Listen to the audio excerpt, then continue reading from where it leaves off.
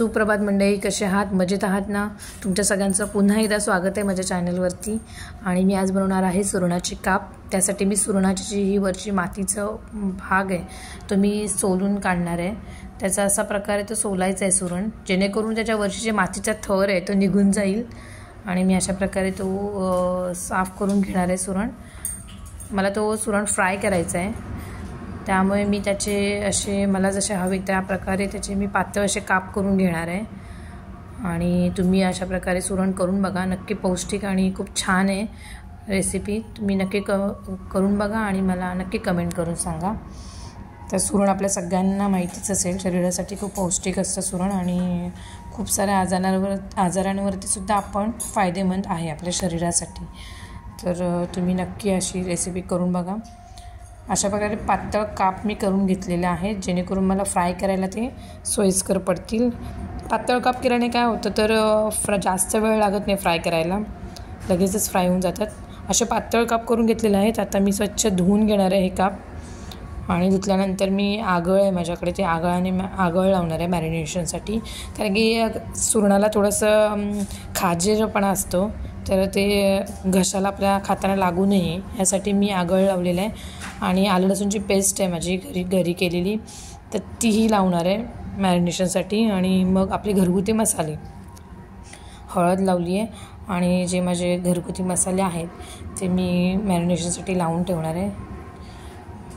करण्याच्या अगोदर निदान 10-15 मिनटं मॅरिनेट करून ठेवलं तर खूप छान लागतात ते काप. आणि चवीनुसार मीठ घातलेलं आहे,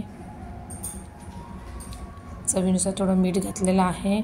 त्यानंतर मग मी त्याच्यामध्ये थोडीशी धना जिरा पावडरही घातलेली आहे. आणि आता मी हे मिक्स करून घेते. आपण तुम्हाला जर एकदम सुकं वाटत असेल तर थोडंसं पाणी त्याच्यावरती शिंपडून मिक्स करून घेतलं तरीही चालेल. आणि जर आगळ टाकल्यामुळे थोडासा ओलसरपणा असतो, पण जर नसेल तर तुम्ही थोडंसं पाणी शिंपडून त्याला मिक्स करून घ्या. असं छानपैकी सगळ्या कापांना लागलं पाहिजे, जेणेकरून त्यांच्यामध्ये सगळा आलं लसणीचा पेस्टचा मसाल्याचा सत्व उतरेल. आणि अशा प्रकारे मी हे मॅरिनेट करून साधारण 20 मिनटासाठी ठेवणार आहे. आणि आता मी ती तयारी केलेली आहे फ्राय करण्यासाठी. सुरण फ्राय करण्यासाठी बारीक रवा घेतला आहे, त्याच्यासोबत मी घावण्याचं पीठ घेतलं आहे तांदळाचं आणि थोडंसं मीठ टाकलेलं आहे पिठामध्ये. आणि ते बाजूला तुम्ही बघू शकता सुरणाचे काप चांगले तयार झालेले आणि त्याला थोडंसं पाणी पण सुटलेलं आहे. आणि अशा प्रकारे मी हे मिक्स करणार, जसे आपण मच्छी वगैरे फ्राय करतो त्या प्रकारे करायचं आहे. हा माझा जो तवा आहे पॅन टाईपच आहे, लोखंडी तवा आहे, तो मी फक्त फ्राय करण्यासाठी यूज करते. अशा प्रकारे मी एक काप असा फ्राय केला आहे याच्यावरती आणि तेल सोडलेलं आहे.